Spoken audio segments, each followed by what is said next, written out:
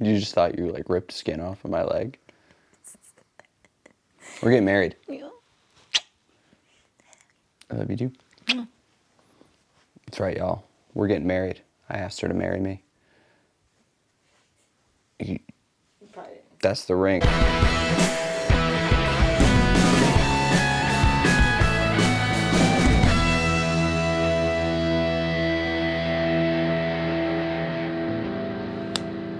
Welcome to Vinyl Reckoning. My name is Matt. It's just me today. I wanted to do a little bit different of a video than what you guys are used to seeing. So I'm just going to talk more than I already do. Today I want to talk about Newbury Comics, if you couldn't tell by the title.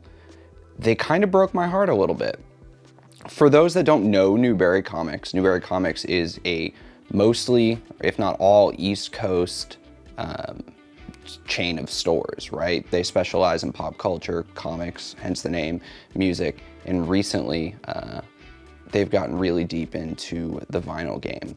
For most of you watching this video, it's probably just an online store that has some really good vinyl exclusives, and I got a few in this collection here. To me, Newbury Comics was a brick and mortar store in my hometown that has now grown to, I think, at least 30 locations up and down the East Coast, from New York, Connecticut, all the way up to Maine.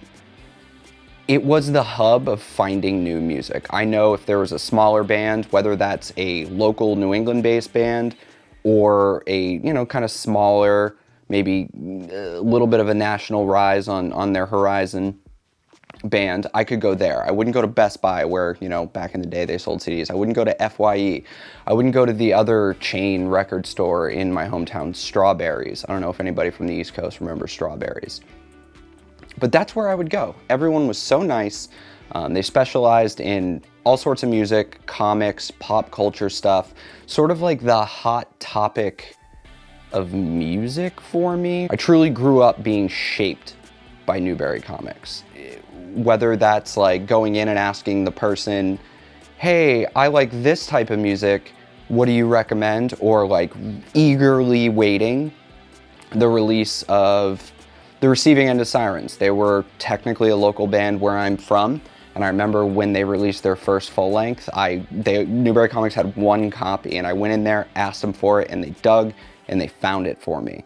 And I couldn't have been happier. That is the experience I had with Newbury Comics. Now it's, you click, you buy the record, it shows up in the mail. That's fine if you don't live by them.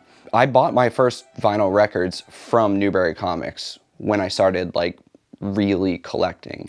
When I would go into Newbury Comics, I never got the feeling like I did with Hot Topic, which is Hot Topic changed constantly with the times, right? Whatever was popular then, their stores suddenly changed and they moved on to another demographic. I think Newbury Comics grew with me, right? As they got bigger, I got older, I got into more things, and I would always, whenever I'd go back and visit, I always make it a point to go in. I think they did a really good job at sticking with their customers and not just moving on to the next thing. They are, after all, a business. They are there to make money. So you do see those slight changes, right? Like maybe they're not carrying this pop culture product anymore because something else is more popular. It's understandable. Like anybody, they saw they could capitalize on exclusive variants. They're a business, I understand that, and they're pushing out some really, really cool variants. I'm noticing a trend with them that nobody is talking about, and I think it's going to set a dangerous precedent. Precedent? I think it's going to set a dangerous precedent on other retailers, might leak over to small indie labels, and I'm hoping it doesn't. I'm hoping this video can shed some light on what they're doing and maybe get other people to talk about it, because I don't think it should be happening. So when you've been collecting records as long as I have, you notice what we call flippers, right? They purchase, a limited drop or a limited variant just to sell it back at double, triple, quadruple the price. It comes with the territory of being involved in a very popular hobby. with vinyl records and the rise of it, it was inevitable, in my opinion, that they were going to start, licensing out their own variants. They produce some of the coolest ones I've seen. No hate. Vinyl is popular. They wanted to capitalize on it. I totally understand it. Do I think their prices are a little bit higher than they should be? Absolutely, but that is not what I'm here to talk about. Flipping. Flipping is what I'm talking about. When a business starts flipping their own variants, we have an issue. That's what Newbury Comics is doing. Throughout this, I'm gonna put like little examples on the screen because I gotta come with the receipts, I gotta show you what they're doing. Newbury Comics is flipping their own exclusives with, oh look, we found warehouse finds, which is so unbelievably dangerous that 2 months ago, a record they initially dropped at 25, 30 bucks is now being sold for 75, 80, 90 on their own website. They're a rather large company. They set an example for other companies. When you purchase aftermarket records, 99% of them at this point are being sold to make a huge profit for that individual seller. That's flipping.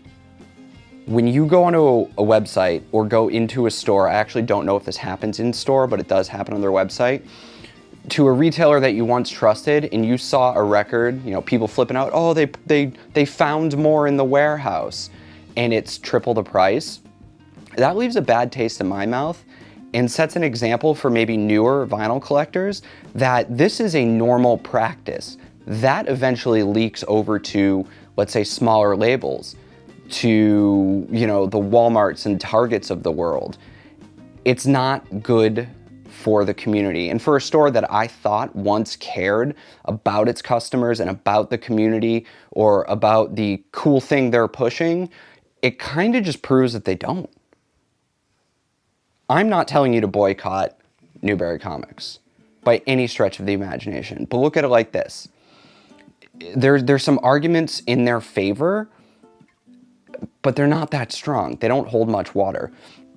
The biggest one here as well, smaller labels, they have warehouse finds too, and they're more expensive. Sure, they understand that a record they press is in demand. It's $5, $10 more than it normally is, right? Like that's not double, triple the price. Their understanding of, we have fans, we have customers, we want to keep our customers. So although we can probably make $5 or $10 more on this record that cost us so much money to press, totally understand. They don't have the capital to lose on these pressings, so I see no harm in that. The other argument that I've heard is, well, indie record stores will buy a used pressing of a specific record, know that it goes for $150 on Discogs, and sell it for $150 in their store. Yes, but their initial kind of investment in that is sometimes 50 to 60% of the value of that record. When Newbury Comics does this, they pay for the licensing, they set their price accordingly to, one, make up for the licensing of that record, and two, make a profit. Again, they're a business, I understand that. But when they're going, oh, we randomly found a box, that's the issue. I am thinking twice about ever purchasing an exclusive variant from them again, just because it just proves they don't care. And in a world where, customer service is changing, interactions with people are changing, you want a retailer, a store you can trust. I have 3 stores in North Carolina now that I implicitly trust, whether that be pricing, whether that be their recommendations. I know I'm gonna go spend a little bit more on a record at this local record store and support them because they're treating their customers fairly, but also they're in it to make their money. So you have to respect that. Newbury Comics just isn't doing a cool thing. Why wouldn't you want people coming back? Why wouldn't you want to be that trusted retailer? This is about as heated as I get on this channel here. Oh, and another thing, I actually had a friend, I think, who's a manager or like a district manager or something, still to this day works for Newbury Comics. I hope he sees this. Matter of fact, I'll probably send it to him.